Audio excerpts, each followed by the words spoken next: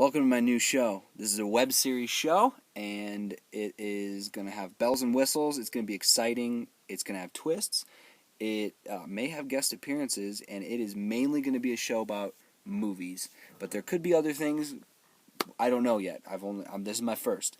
What I'm going to do is every week I will be reviewing a movie that I go see in theaters, and letting you know how it is. Letting you know if you should go see it. If it's a good movie, if it's a bad movie, I'm going to let you know. If it's a terrible movie, I'll let you know as well.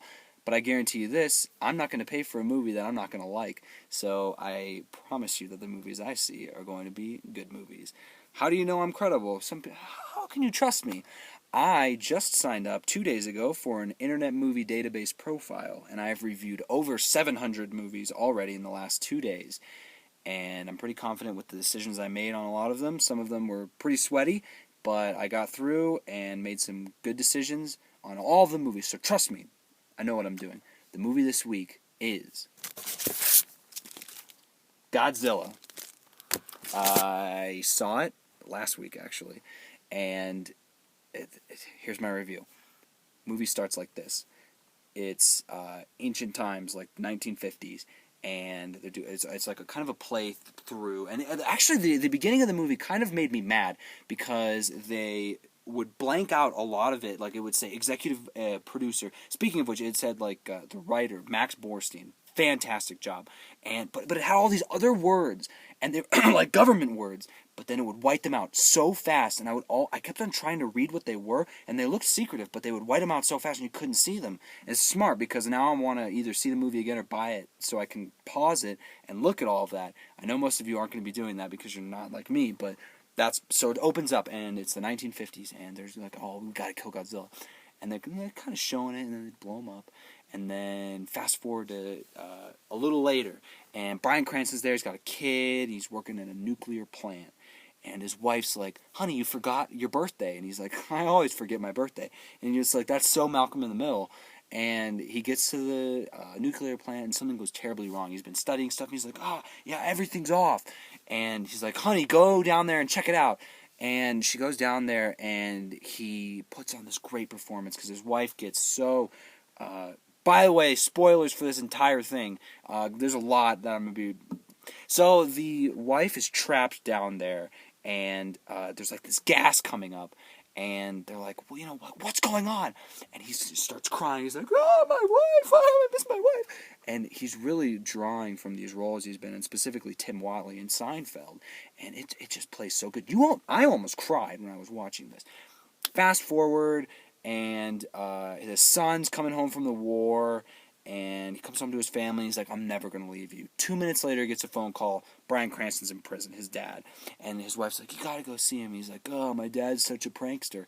And he flies back to Japan, and he was in California, and you're like, you were home for 4 minutes. You didn't even get to see your family, and you're already gone. But he was kind of frustrated, so that makes sense. Gets there, gets his dad out, and his dad's like, I've been studying the tremors in the ocean. Something's out there. And he got arrested for trespassing in the place where the nuclear plant was. And so him and his son go back there. He's like, Dad, you're crazy. And they go back there, and they get caught again, but this time there's a monster there. And they've been trying to contain it or something. They call it a Mudo. And it's like this big kind of like spider thing, and it destroys everything. And then at that point, the Navy or the Army, the world's army, gets involved. But it's cool because the Army in this movie, they completely listen to the Japanese sage guy who's played by Ken Watanabe, Ken Watanabe, and he's like, "Oh, you have no power over Godzilla," and you're like, he literally talked like this. He'd go, I don't know what's going on with Godzilla. And I was like, why do you say his name like that? And, but he'd say, just let them fight. And Godzilla's coming. He'll reset everything, make the world better. And the general's like, I don't know if we can handle that. We're going to need to nuke the city. And the Godzilla comes, and so this whole time you're like, where the hell is Godzilla? You still haven't seen him. And it's like 20 minutes, 30 minutes into the movie. And then all of a sudden you see some scales coming out of the ocean, and the ships are right there. And he doesn't even wreck the ships. He's just following with the ships. You just see his scales. And you're like, oh, this is going to be sick. And then he kind of rises up, but you don't see anything, and they switch to something else. And then some stuff happens, and you get to this airport. That's my favorite scene in the movie. And he's fighting the big monster, and it kind of pans up, and you just see Godzilla just goes, ah! And you're like, oh, yes! It's so good. And then you find out there's another monster. There's two monsters. One's a boy and a girl, and you find out they're in love, and they're breeding. It's like, oh, no, they're going to release a bunch of monsters on the world. And then the guy's like, just trust Godzilla. He's gonna fight them, and then we'll win. And so they're like, well, you better be right about this. And again, I'm like, Army, awesome. Normally you'd have bombed everyone by now, but this is good. And so they're in the city. He's beating the crap out of these monsters. And they're beating the crap out of him, too. And in the meantime, the son, Aaron Taylor Johnston, he joined the Army again, and his wife's like, promise you don't leave me. And he goes, I'll be home soon. And then he runs over to a military guy and goes, what do I need to do? And I'm like, you've got to be kidding me. Your wife and kid need you. They're in the exact city where the Godzilla is. How crazy is that? And Godzilla's wrecking shop. Like, literally, it's insane. I can't express to you how the tremors that I felt in my body as he grabbed this one guy by the teeth and threw him into a building, and the building just got demolished, and you're just like, oh my gosh. And then he does that thing where, like, and you had no idea he was going to do it. He boots up his fire breathing, and he just glows blue, and then and you're like, oh, it was so cool. And then they beat him down, and Aaron Taylor Johnson finds the nest that the two monsters made and burns all the eggs, and the monster gets so mad and is like, ah, and he's like, whoa, and then he's right. It's like, you have no match for that monster. And it was so cool because then at that point you thought, like, he like beat Godzilla, smacks the monster away, and you're like, oh, Godzilla's dying, and he like looks at Aaron, and you like see his eye, and then all these clouds from the destroyed city like float away and block him, and you're like, such good filmmaking. And you're like, oh no, Godzilla's dead. And then he's like, well, there's a nuke in the city now because from earlier, and they have to get this nuke out of here. And so they take the nuke and put it on this boat. And he's the only one left, Aaron. He's like trying to bust the boat, and all of a sudden he turns around, and that big monster's there. It was alive, and it's like, and he's like, oh no, I'm done. And he pulls out his pistol, and he thinks to himself, this pistol is going to work as much as my acting skills in this movie.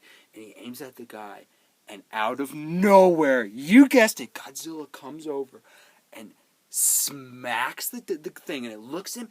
He grabs it by the throat, pulls his throat open, and just breathes the fire into his throat, and then snaps its neck, throws it down, and goes, and you're just like, oh my god, and then he passes out and dies, and you're like, oh, Godzilla's dead. And then Aaron takes the boat out, and then they airlift him out, save him, obviously, comes back, finds his family, boat explodes, the nuke doesn't damage anyone, and then Godzilla's just dead in the middle of the city, and people are like looking around it like, oh, you saved us, great. And then his eye, classic, like Smog, his eye opens, and you're like, oh, he's alive. And he gets up, and people are like cheering, and they're on this stadium, and it says, King of Monsters, Savior of our city. And you're like, oh, that's a good question. Gets up, walks to the edge of the ocean, and goes, ah! And to me, that was him going, if you need me, I'll come back.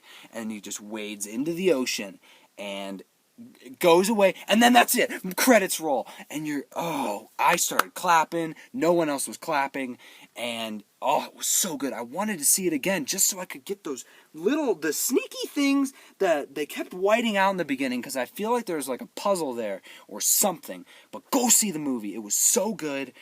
9 out of 10 is what I give that movie. And tune in next week, which will be on Friday. I'm going to be reviewing X-Men Days of Future Past.